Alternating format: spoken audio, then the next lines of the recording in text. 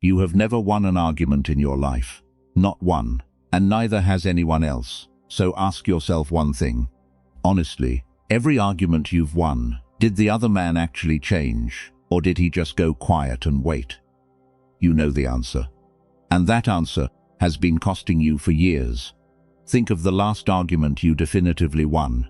Airtight logic, confirmed facts. The other man with nothing left to say. Now, what did you actually get? His mind didn't change, it hardened. His behavior went underground. The relationship cooled 1 degree, permanently. You purchased a feeling that evaporated by morning. So today, 6 moves that replace arguing entirely. Why the machine can't produce a winner. The 5 dirty tricks run on you weekly, and how naming them kills them.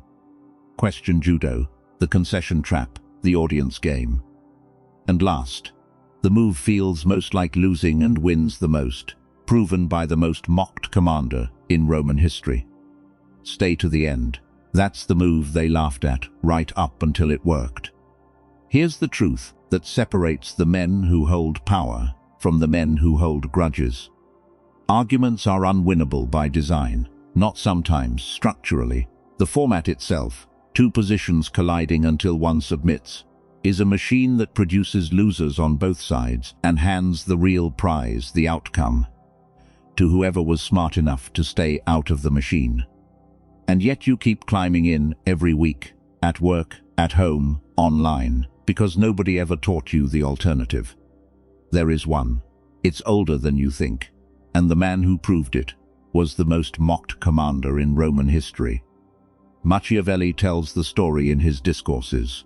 Rome was being destroyed by Hannibal, the greatest battlefield genius alive, and every Roman general who marched out to argue with him, army against army, came home in pieces or didn't come home.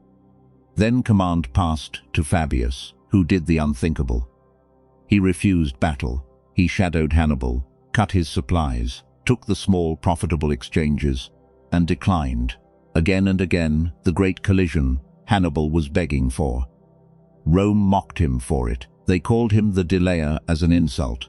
And Machiavelli's cold verdict, centuries later, was that Fabius understood the one law every arguing man forgets.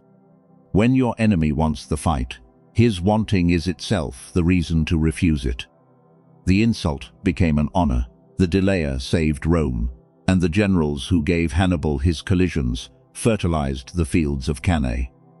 So you're going to learn to fight like Fabius, and the 6 moves load in sequence like a magazine. Seeing the machine is what makes the tricks visible. Naming the tricks is what frees your hands for the judo. The judo earns the credibility the concession trap spends. And none of it pays out until you know which board you're actually standing on, which is the 5th move, and when to leave the table entirely, which is the last. 6 moves, 1 system. Half a system loses politely. The whole thing never loses at all. And hear the frame before we start, because this channel doesn't train bullies. You're not learning to dominate conversations. You're learning to stop donating your outcomes to a machine that eats them. Protection, position, results. Never the cheap feeling of being right out loud. Before the first move, drop 5 words in the comments. I don't argue, I win, type it. By the end you'll know exactly why those are 2 different sports. Greg won an argument last month, 1 in the morning. A comment thread 42 replies deep, and his final reply was genuinely airtight. Nobody answered it. He lay awake another hour, drafting follow-ups he never sent, and the group chat where it happened has been quieter with him ever since. He won. Count what that victory cost and what it paid, and you're holding this entire first move. Move 1, see the machine, and understand why it cannot produce a winner. Here's the mechanism nobody explains to you, and once you see it, arguments become almost funny to watch. When a man states a position out loud, especially in front of anyone, the position stops being an idea he holds and becomes a piece of him. His competence is now attached to it, his status is attached to it, his face is attached to it, So when you attack the position, even with perfect logic, even with charts, you are no longer debating a claim. You are attacking a self. And selves do not update under attack. Selves defend. Watch what actually happens in every argument you've ever seen. The better your evidence, the harder he digs. Because now retreat costs more. Because now retreat means the self was wrong in public. Your brilliant point didn't open his mind. It raised the price of him changing it. You were pushing on a door that locks harder the harder you push. And it runs both ways, which is the part your ego doesn't want. The same fusion happens in you. 90 seconds into any argument, you've stopped evaluating and started defending. Stopped listening for truth and started listening for openings. And the honest question, what is actually correct here, left the room before either of you noticed. Two locked doors, pushing on each other, each certain the other is the stubborn one. That's the machine. It has no winner slot. It was never built with one. Now run the accounting. Because the machine doesn't just fail to produce wins, it bills you for the privilege. Every argument costs focus, the deepest kind, the kind you needed for your actual work. It costs the relationship a degree, and degrees don't come back, they accumulate. It costs information, because in the heat you revealed positions, priorities, and buttons that a listening opponent filed away. And it costs position, because the man seen arguing is seen needing to be right, needing to be seen being right, and room's price that need instantly and permanently. Add it up across a year of arguments, and you've spent a fortune purchasing entrenchment in people whose cooperation you needed. So here's the first directive, and everything else builds on it. Install the pre-argument question. The moment you feel the pull, the rising heat, the loaded reply forming, ask one thing before a word leaves you. What outcome do I actually need from this person? Not what point, what outcome, their behavior changed, the decision going my way, the relationship intact, the information extracted. Name the outcome, and then ask whether the argument machine has ever once produced it. It hasn't. It can't. And the moment you're holding the outcome instead of the point, you're ready for the moves that actually work. Because before you can run those moves, you need to see the tricks being run on you. Move 2. Name the tricks. Because arguments aren't just futile, they're rigged, and the rigging was catalogued 2 centuries ago. In 1831, the philosopher Arthur Schopenhauer wrote a short, savage manual called The Art of Being Right, cataloguing 38 stratagems people use to win disputes regardless of the truth. He wrote it half in disgust, as an anatomy of how men actually argue when being right matters more to them than what's right. And his catalogue reads like a transcript of your last 3 conflicts, because the tricks haven't changed, only the rooms. You don't need all 38. You need the 5 that get run on you weekly, because a named trick is a dead trick. Trick 1, the stretch. You say something reasonable, and it comes back inflated into something absurd. You say, I think we should reduce spending this quarter, and you hear back, so you want to gut the whole department. He can't beat your actual claim, so he built a bigger, dumber one, and beat that instead. Trick 2, the switch. The moment his position starts losing, the topic slides. Suddenly, you're not discussing this decision. You're discussing that thing from last year, or his workload, or your tone. The subject changed because the subject was losing. Trick 3, the bait. He can't crack your argument, so he goes for your temper, the little jab, the condescending smile, the mispronounced name, because if he can make you angry, you'll get loud and sloppy, and a loud, sloppy man loses every room regardless of his logic. Trick 4, the crowd lean. Instead of engaging your point, he invokes the invisible jury. Everyone knows that's not how it works. Nobody here agrees with that. No evidence, just a gestured at consensus you're now supposedly outside of. And trick 5, The flag plant, declaring victory as if it happened. Well, since we've established that I'm right about this. Nothing was established, but said with enough confidence, in front of enough people, the flag sometimes stands. Here's the mechanism that turns recognition into armor.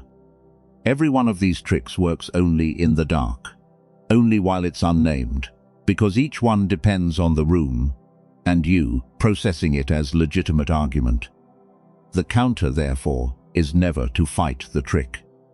It's to light it, calmly, flatly, without triumph. You name the move and return to the point. That's not what I said. Here's what I said.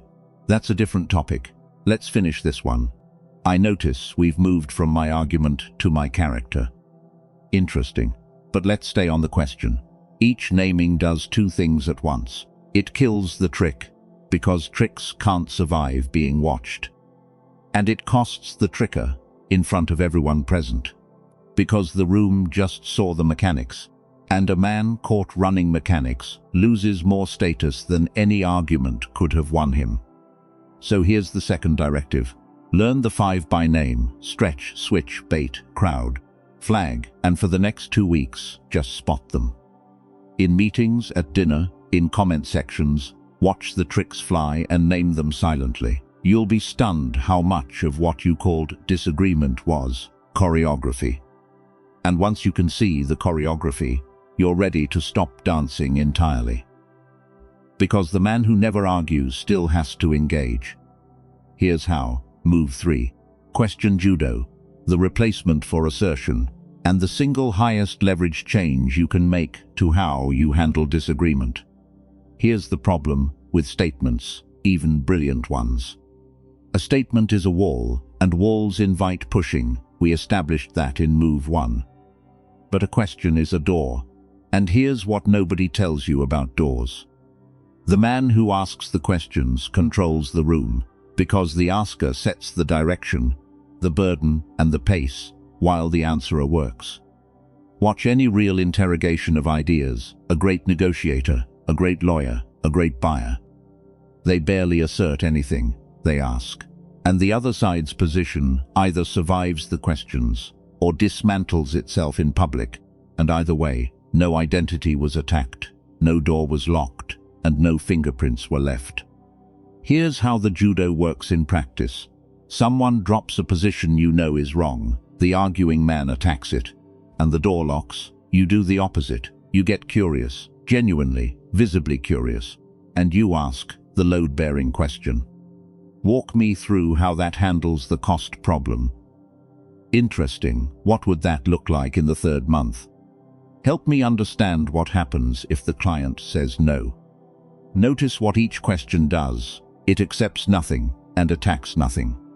It simply asks the position to stand up and carry weight. And weak positions cannot carry weight. They buckle in the answering, out loud, in the owner's own voice, which is the entire secret. Because a man can dismiss your objection forever, but he cannot dismiss the hole he just heard himself fail to fill. You didn't beat him. His position lost a fair fight with his own mouth. His face is intact, the door never locked, and half the time he walks away believing the better conclusion was his idea. Let him. You wanted the outcome, remember, not the credit.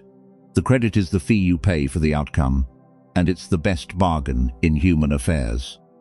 And there's a defensive layer to the judo, for when you're the one under fire. When your position gets attacked, resist the reflex to defend, and ask instead. What part specifically doesn't work for you? What would need to be true for this to make sense to you? The questions do the same work in reverse. They force the vague attack to become specific, and vague attacks almost always die when forced into specifics, or they reveal the real objection hiding underneath, which was never the stated one, and which you can actually address. So here's the 3rd directive. For 1 week, run a personal rule in every disagreement. Questions before statements, 3 to 1. Every time you want to assert, ask instead, and count. It will feel like giving up ground. Watch what actually happens to the ground.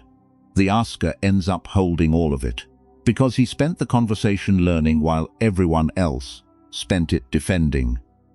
And the man with the most information at the end of a disagreement wins the decisions that follow it, which were the only prize on the table all along. Now stop, because before the last 3 moves, there's an audit you owe yourself. Here it is. Think of the last argument you decisively won, the one where you proved them flat wrong. Airtight, undeniable. Got it. Now the audit. And post it honestly below. What did the win change? Did their behavior actually shift? Did the relationship improve? Did you gain one concrete thing beyond the 8 seconds of feeling?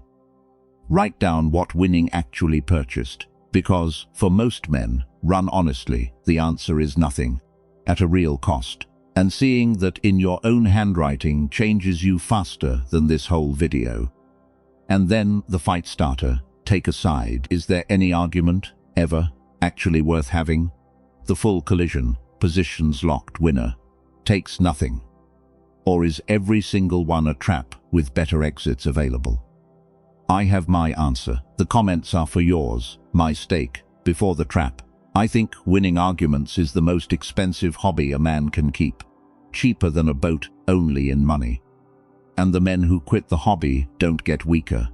They get handed strange amounts of ground, starting with this move. Move 4, the concession trap, the move that feels like surrender and functions like a pincer. Here's the setup. Every position anyone takes against you, no matter how wrong overall, contains something valid, a real concern buried in the exaggeration, a fair point wrapped in the unfair ones, 20% gold, 80% noise, roughly, reliably. And the arguing man, because he's defending a self, attacks the whole 100, which means he spends his credibility fighting the 20% that was actually true, and the room watches him deny the undeniable, and his entire case, including the valid 80, inherits the smell. The concession trap runs the opposite. You find the valid 20% first, before anything else, and you concede it, out loud, specifically, and with zero reluctance in your voice. You're right that the timeline is aggressive. That's a real risk. I want to flag it as hard as you just did. And then, the pivot.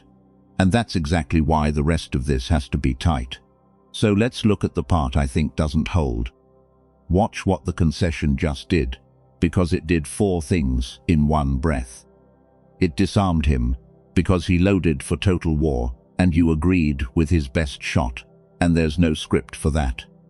It split his position, because the valid piece is now yours too, and he's left defending only the weak remainder, alone. It bought you the room, because the man who concedes accurately is instantly the most credible voice present, the one visibly loyal to truth over team. And it unlocked his door, the identity door from move 1, because you didn't attack the self. You honored the part of the self that was right, and honored selves can afford to update. And mark the difference between this and weakness, because your pride will try to blur it. Weak agreement concedes to end discomfort, gives ground it doesn't believe, and buys peace with position. The concession trap concedes only what is actually true, precisely because it's true, and uses the credibility purchase to make the remaining stand unassailable. One is retreat everywhere, the other is retreat on the ground you never wanted, to fortify the ground you did. Fabius gave Hannibal 1,000 miles of countryside, and never gave him Rome. So here's the 4th directive. In your next 3 disagreements, run the trap deliberately. Before responding to anything, locate the valid 20%. Concede it first, specifically and generously, then stake the remainder.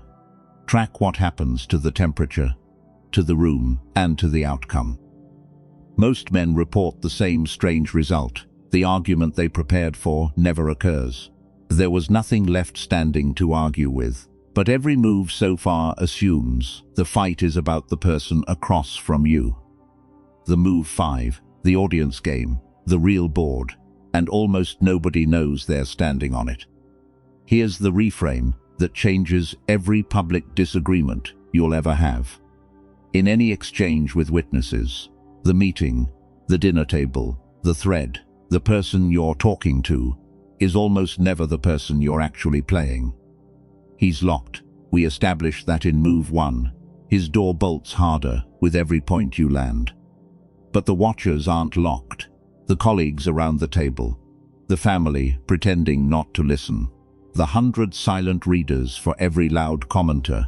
They have no identity fused to his position, no face to lose, and they are quietly, continuously scoring both of you. Not on logic, on bearing, who stayed calm, who got shrill, who needed it, who didn't. The audience can't always follow the argument, but they can always read the men, and their verdict, unlike his, actually changes your world, because the watchers are the ones who decide what you're offered next, who gets believed next time, whose stock moved. Once you see the real board, the strategy inverts beautifully. You can lose the exchange and sweep the room. He gets the last word, louder, faster, more insistent, and every watcher walks away having learned that he's volatile and you're solid. And solid is what gets promoted, trusted, chosen, and married. Which means your job in any witnessed disagreement was never to defeat him. It was to be unmistakable, calm, precise, generous with the valid, immovable on the true, and completely free of the need that's eating him alive on camera. Give the audience their contrast. The contrast is the victory. The exchange was just the stage it played on. And here's the deeper cut for the arguments with no crowd, the private ones, the marriage, the partnership, the brother. There's still an audience, 2 of them. The relationship itself is watching, keeping its quiet ledger of degrees, recording not who was right, but how you both fought. And that ledger decides whether there's a relationship left to be right inside of. And the future is watching, the version of both of you that has to work together tomorrow and next year, who inherits whatever tonight's exchange did to the ground between you. Play to those audiences, and the private fight transforms. Because suddenly the win condition isn't his submission, it's the state of the field after. And a man optimizing for the field after says different sentences than a man optimizing for the kill. So here's the 5th directive. Before every disagreement with witnesses, shift your target consciously. 1 sentence in your head. I'm not playing him, I'm playing the room. And in private conflicts, the sentence adjusts. I'm not playing her, I'm playing the ledger. Then conduct yourself for the real scoreboard. You'll be astonished how many exchanges you stop needing to win the moment you notice what was actually being scored. And now the last move, the Fabius move, the one that feels most like losing, move 6. The profitable retreat, the move, Rome mocked, and the reason you're free. Here's the final mechanism, and it's the one that unlocks all the others. Most arguments in your life do not need to happen at all. Not handled differently, not judoed, not conceded and pivoted. Simply declined, the way Fabius declined Hannibal, because the collision offered you no profit, and the other side's hunger for it was the tell. Run the Fabius filter over your actual disputes and watch them evaporate. The stranger online, what outcome could victory possibly deliver?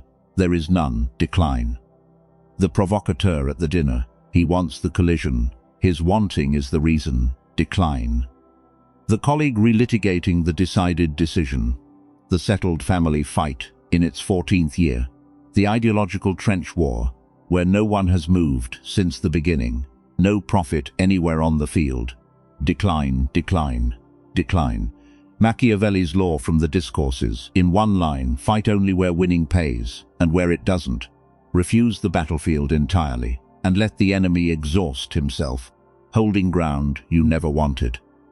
But, and this is everything, declining is not conceding, and the exit has to be built, so it leaves you holding your position, undamaged, unretracted. Weak men exit arguments by folding, fine, whatever, you're right, purchasing silence with their actual ground. The profitable retreat exits holding everything. The lines are short, and you should own 2 or 3 cold. We see this differently, and that's fine. Let's watch what the results say. I've said my piece. I'll let it sit. You might be right. Time will tell. Feel the architecture of those sentences. No surrender. The position stands exactly where you planted it. No collision. The machine never gets its fuel, and a quiet transfer of the whole dispute to the one judge who cannot be tricked, outshouted, or baited. Reality, because that's the profound part of the Fabius move, the part the mockers never see until it's over. Retreat, darn right, isn't the absence of argument. It's the promotion of the argument to a higher court. Words against words is a coin flip rigged by volume. But results against results is a fixed fight. And if your position is actually sound, every day that passes argues for you, silently, unanswerably, while you build. Fabius never beat Hannibal in a battle. He didn't need to. Time and supply lines were making his argument every single week, and all he had to do was refuse to interrupt them with a collision. The loud generals argued with Hannibal and lost armies. The delayer let reality argue, and lost nothing, and won everything, and the insult on his name turned into the honor they buried him with. So here's the final directive, and it's the whole video compressed. Build your exit lines tonight, 2 or 3, in your own words, sentences that close the machine without ceding the ground. Then adopt the standing order. Every dispute gets the Fabius filter first. Is there profit here? And does his hunger for the fight itself answer the question? Decline the empty ones holding your position, judo, and concede through the necessary ones. Play every witnessed one to the room and every private one to the ledger. And for the positions that really matter, the ones you're actually right about, make the strongest move in the entire arsenal. Say your piece once, clean and calm, and then go silent and outbuild everyone, because the man whose results argue for him has retired from arguing forever and never lost again. So walk the 6 moves out of here, the machine scene, 2 locked doors pushing, no winner slot, and the pre-argument questioned, that keeps you out of it. What outcome do I actually need? The 5 tricks: stretch, switch, bait, crowd, flag, dead the moment they're named. Question judo, 3 to 1. The asker holds the room, while weak positions buckle in their owner's own voice. The concession trap, the valid 20% surrendered first, splitting his ground and buying you the room's trust. The audience game, the real board, where bearing beats logic and the watchers hold the actual prizes. And the profitable retreat, the Fabius move exits that hold your ground and promote the dispute to the one judge who can't be worked. Reality, arguing for you while you build. Here's what changes when this becomes how you operate. The exhaustion goes first, that low-grade combat fatigue you didn't know you were carrying. Gone, because you resigned from 100 wars that were never yours. The relationships warm next, because the degrees stop accumulating, and people slowly discover that disagreeing with you is safe, which, notice, makes them dramatically easier to actually move. And then the strangest change: your words get heavy, because the man known for never arguing, when he finally says, "I think this is a mistake," and says it once, calmly, and goes quiet, that sentence lands like a verdict, with the full weight of every fight he didn't have behind it. You spent this whole video learning to give up arguing. What you actually acquired is the only voice in the room that nobody can afford to ignore. Machiavelli's Rome laughed at the delayer, right up until they understood him, and then they gave his insult a place of honor. Let them call you passive. Let them think you folded. Fold like Fabius folds, and let the results carve the verdict where no one can argue with it. And the midpoint question: is any argument worth the collision? You can answer now like a professional. Almost none, and for the rare one that is, you'll say your piece once and let reality finish it. Say it one last time and put it in the comments. I don't argue, I win. Two different sports. You just switched leagues. If this one disarmed something in you, you're one of us now. Subscribe and stay close, because move one held a secret bigger than arguments. Minds don't change under attack, because identity guards belief. That's why his door locks. But turn that same lock inward, and it becomes the most powerful machine you own. Because if identity guards belief, then the man who chooses his identity first, deliberately, before the evidence arrives, has enlisted the deepest force in psychology as the bodyguard of his own becoming. The next video is about deciding who you are before the world votes, and why the men who do it look delusional right up until they look inevitable. Don't miss it. Decline the empty battles, question, concede and play the room, say it once and go build. And let reality, the only judge that matters, spend the rest of your life winning your arguments for you.